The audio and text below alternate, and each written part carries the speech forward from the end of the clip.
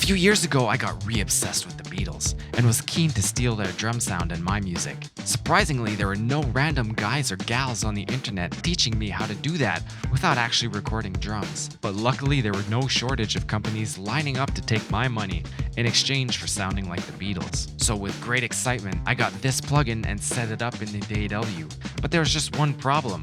It sounds like Ringo. So I compared the plugin to the recordings. And sure enough, as, well, not quite advertised, but hinted at, it pretty much sounds like Ringo.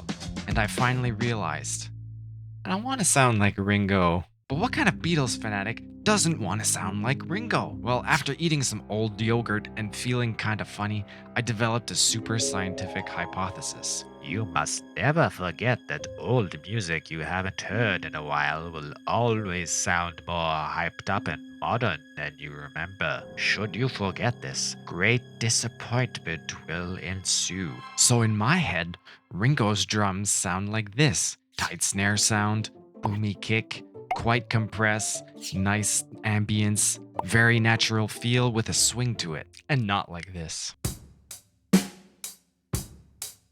Once I accepted that this was not the VST I was looking for, I had to find another way. Recording drums was not an option for me, so maybe I could replicate human feel just using one-shot samples. It was a tall order, but with clever editing and processing, it just might be possible.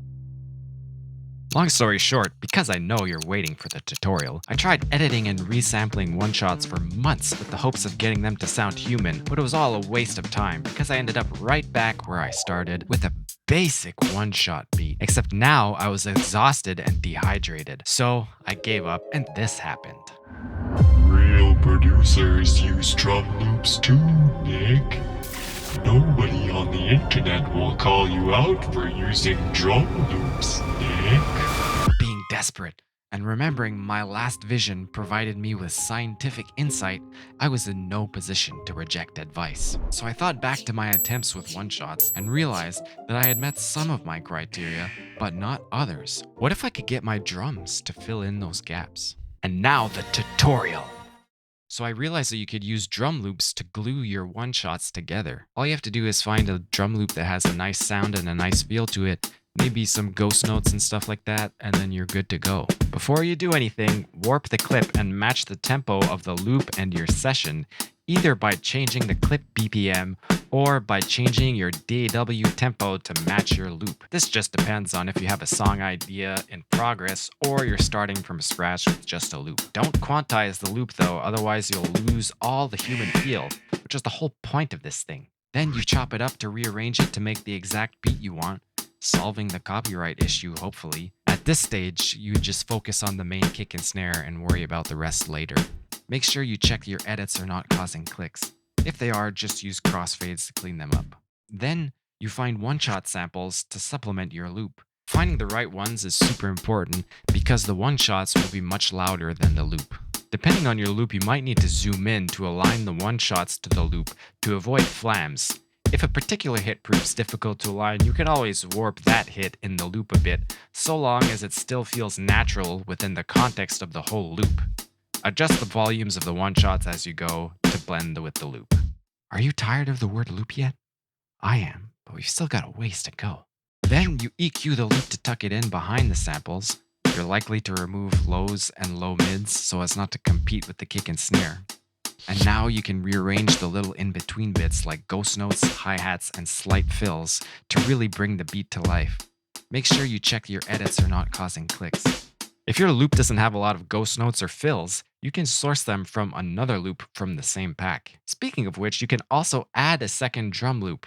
Overdubbing drums doesn't always work, but it's a cool sound to keep in mind, and one that the Beatles used a lot on later albums.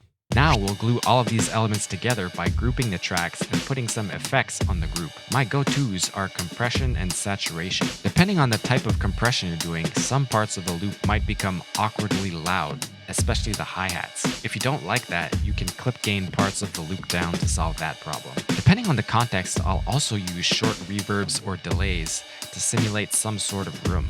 We interrupt this program from a special announcement from a commenter from the future. Listen, if this guy even knew a thing about anything, he would know that he could compress the shit out of that drum VST like the Beatles did, and he would get the exact sound he's looking for. Seems pretty disingenuous to call yourself a Beatles fan when you don't even know shit about the Beatles. Yeah, you could do that. But as usual, people on the internet are only partially right. It does sound better than without it, but what else do you notice?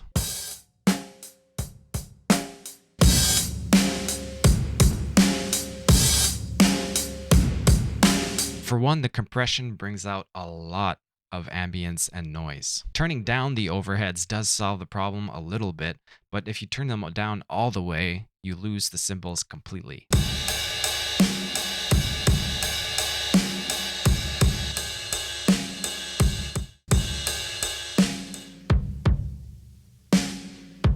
A gate will remove a lot of the noise, but won't eliminate it completely, and it will mess up with your cymbals.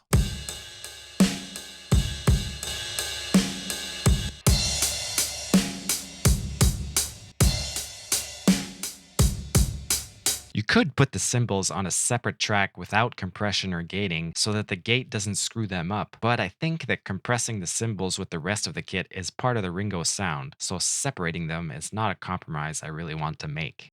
As exciting as it sounds with all this compression, it's still a very ambient and bleed-heavy sound. Even with modifications to the plugin itself and with other tools, it still might not suit your needs. For this reason, I would tend to use the drum loops and one-shots method I described earlier, as it affords you more control and less cleanup work on the other end. That being said, this plugin can be a great option in certain situations. I tend to reach for it for its auxiliary percussion or cymbals, or for more elaborate snare fills and tom fills, since these can be pretty hard to find in loops. So here's a recap of what each step sounds like.